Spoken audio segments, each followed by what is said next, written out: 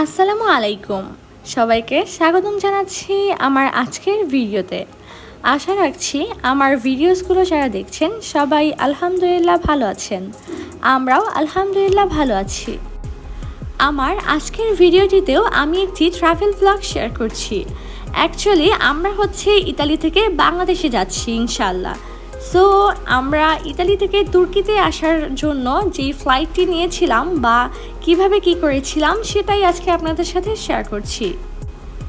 আমাদের ফ্লাইট ছিল সকাল 10টায়। সো আমরা বাসা থেকে আরও অনেক আগেই বের হয়ে গিয়েছিলাম। কথা বলতে বলতে ভিডিওর মাধ্যমে আমরা মিলান মালপেন্সা এয়ারপোর্টে চলে এসেছি। এটা মিলান মালপেন্সা এয়ারপোর্ট। এটা মিলানের মধ্যে সবচেয়ে বড় এয়ারপোর্ট যেটি সেটা।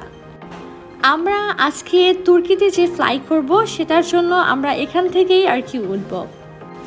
আমরা বাংলাদেশে যেতে আমাদের ট্রানজিট পড়েছিল তুর্কিতে।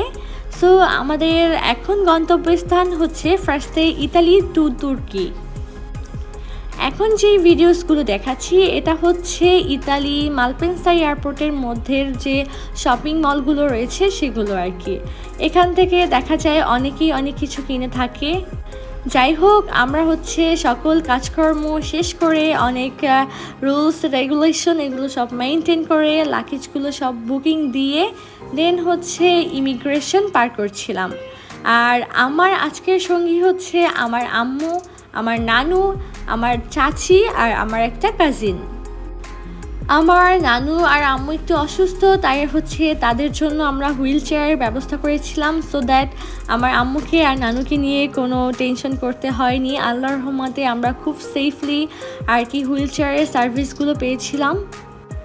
আর আমরা ইতালি থেকেই হুইল চেয়ারের সার্ভিসগুলো পেয়েছি। এই যে দেখা যাচ্ছে তারা একদম বিমানের গেট পর্যন্ত দিয়ে গিয়েছে। এটা মিলান মালপেন্সা এয়ারপোর্টের ক্ষেত্রে। এই তো আলহামদুলিল্লাহ আমরা বিমানে উঠে গিয়েছি খুব সুন্দরভাবে। And this is for the first time যে আমি তুর্কির বিমানে ফ্লাই করছি। এর আগে আমি যতবার বাংলাদেশে এসেছি সববারই আমি এমিরেটসে ফ্লাই করেছি। তো আপনাদের সাথে আজকে নতুন এক্সপিরিয়েন্স শেয়ার করছি। আর এমিরেটসেরও ভিডিওস আমার পেজের মধ্যে রয়েছে আমার পেজের ফার্স্ট ভিডিও মেবি এমিরেটসে আমি ফ্লাই করেছিলাম সেটার ভিডিওতেই।